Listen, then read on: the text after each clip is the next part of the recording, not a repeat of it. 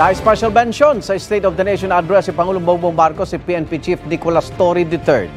Binanggit ng Pangulo si Torre na sabihin niyang maraming kabataan na sumusunod sa yapak ng ating world-class athletes.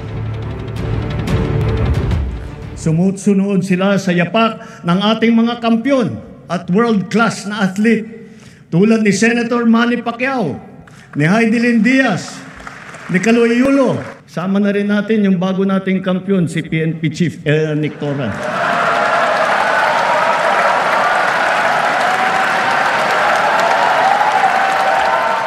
Patungkol yan sa boxing match na nanalo nga si Torre by default dahil hindi sumipot si Davao City Acting Mayor Baste Duterte.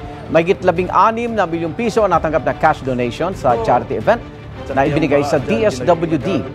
Papasalamat naman ng DSWD at sinabing ipamimigay ito sa mga nasalanta ng masamang panahon. Si Torre tinawag naman si Duterte, and I quote, "The bully ran away," end of quote. Nitong weekend, sinabi ni Duterte na hindi siya makakapunta sa itinakdang boxing nitong linggo dahil may gagawin daw siya. Itinanggi rin niya na hinamon niya ng suntukan si Torre.